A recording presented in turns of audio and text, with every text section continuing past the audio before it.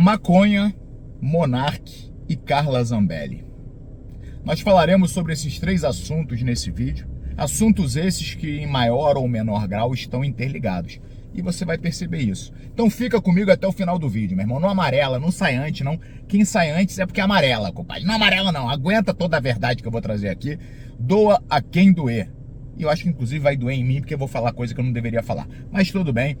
Vivemos momentos complicados no Brasil, onde você não pode falar muita coisa, mas a gente segue aqui, né, meu irmão, até onde dá, até onde der, e até quando der, na verdade. Bom, vamos lá, compadre, vamos começar com a maconha, né? Maconha, e você que é maconheiro, já dá um like. Se tu não for maconheiro, dá um like também. Se inscreve aqui no canal, maconheiro ou não maconheiro. E o fato é o seguinte: ontem a nossa Suprema Corte estava deliberando sobre a descriminalização da posse de maconha para consumo próprio. E até o momento onde a sessão foi interrompida, já estávamos com 4 votos a 0 para permitir que as pessoas possam ter a posse de maconha para consumo próprio. E aí, o argumento usado para tal é que a maconha não é tão nociva quanto outras drogas, que o próprio álcool causa muitos problemas também e é liberado e papapá. Eu não vou entrar nessa discussão aqui, até porque isso é uma discussão, meu irmão, que tem que botar muita gente junta, muita gente que de fato queira resolver esse problema que é de saúde pública. O problema das drogas é um problema de saúde pública, e gente que não queira politizar a situação. Então, meu irmão, eu não tenho aqui a pretensão de, em um vídeo de 10 minutos, botar todos os argumentos pró e contra a criminalização ou descriminalização da maconha. O fato é que, de fato,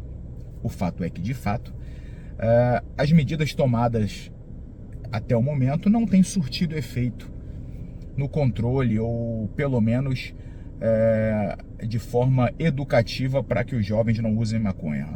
Uma boa parte dos jovens está usando cada vez mais. Agora, uma outra coisa que a gente não pode deixar de comentar, e que é no mínimo estranho, e é isso que me causou uma grande estranheza nessa decisão da nossa Suprema Corte, é a seguinte: ok, então, de acordo com o entendimento da Suprema Corte, a posse, vamos dizer que isso aqui é uma quantidade X de drogas, eu posso ter isso aqui pra mim, posso, não é mais crime. Se me pararem na rua, eu tô com isso aqui de maconha, não tem problema, não é mais crime. Agora, não pode se produzir isso aqui no Brasil e não pode se vender. Caralho, isso meio que buga a minha cabeça, igual meu filho fala: buga, pai, bugou, não sei o que, esses termos dos jovens aí, né? Mas essa porra meio que buga a minha cabeça. Como é que você pode ter a posse de algo cuja produção e venda são proibidas? Ao meu ver, isso estimula ainda mais, fomenta ainda mais o tráfico de drogas. Ou seja, na minha humilde opinião, a descriminalização da posse para uso pessoal, ela tem que vir acompanhada obrigatoriamente por uma regulamentação da produção e da venda desse produto, dessa substância. E aqui, novamente, eu não estou entrando no mérito se eu acho que é bom ou se é ruim você liberar maconha ou produzir maconha. Não estou entrando nesse mérito.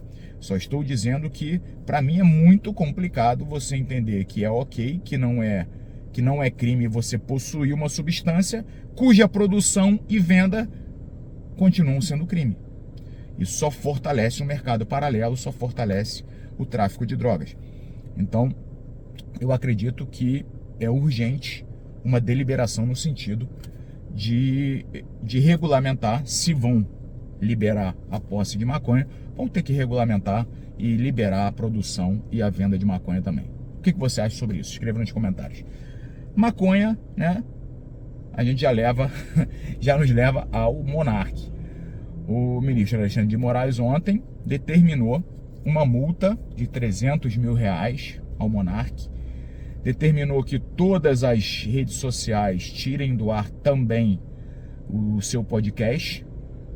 Determinou ainda que o sistema do banco, né, que coordena os bancos, o Bacen,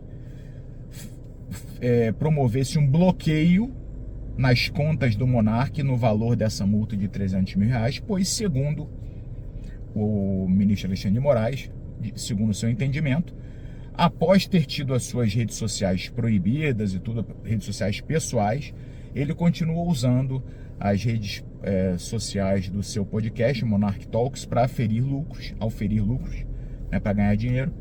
E segundo ainda a decisão do ministro Alexandre de Moraes, o Xandão, ele continuou divulgando fake news e não sei o que em relação à pandemia e em relação à lisura do nosso processo eleitoral. E aí novamente me causa uma estranheza aqui. Ok, vamos lá, vamos partir do pressuposto que o Xandão tá certo, o que eu não concordo, tá? Eu não concordo. Eu acho que o Monark não gera um grande perigo à sociedade, a não ser uma voz dissonante do que o sistema prega. É meu entendimento, mas eu não sou ministro da Suprema Corte. Mas tudo bem, vamos partir da premissa que o Xandão tá certo, que o Monark a fala do Monark é um perigo e tudo. Ok.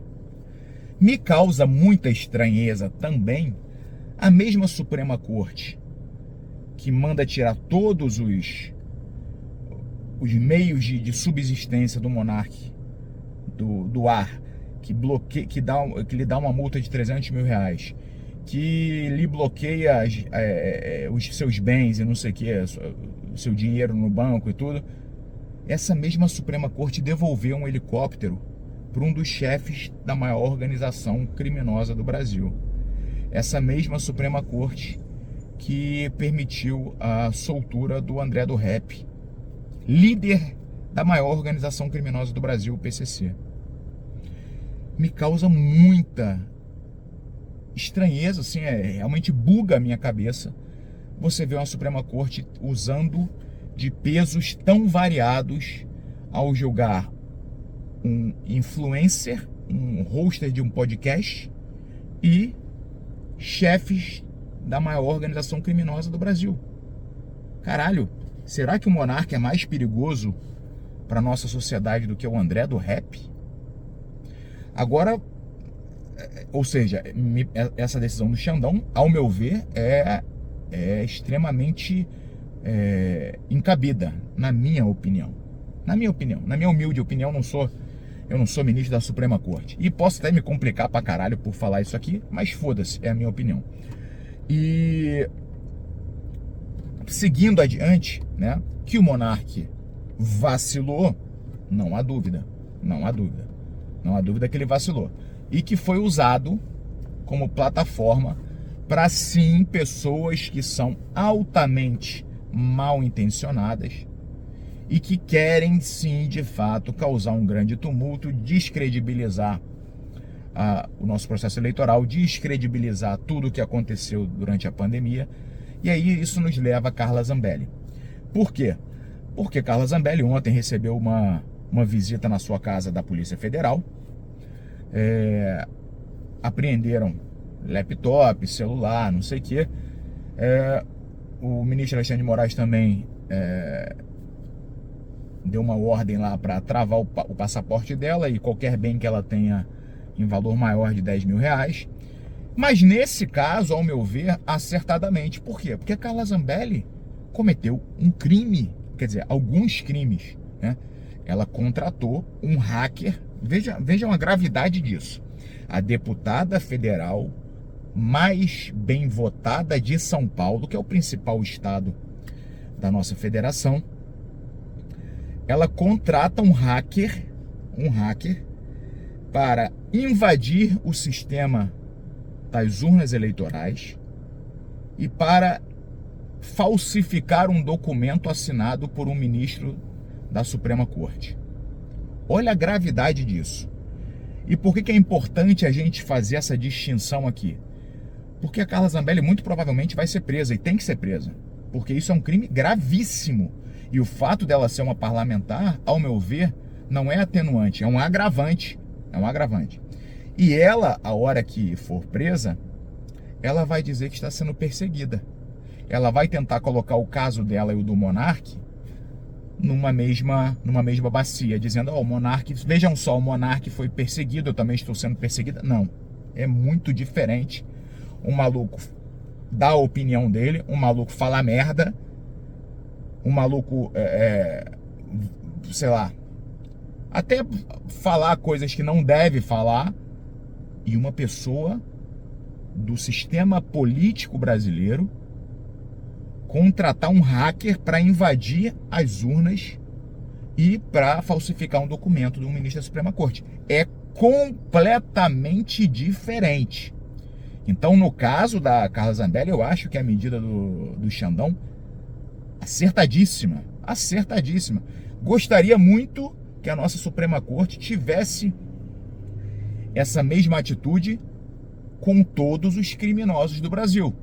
E aí eu lembro que a nossa Suprema Corte também vem anulando provas contra o Sérgio Cabral, contra o Joesley Batista, vem anulando provas aí contra várias pessoas que foram pegas na Operação Lava Jato. E isso também buga a minha mente, infelizmente. Mas que fique muito clara aqui a distinção entre Carla Zambelli e Monark, né? Um está sendo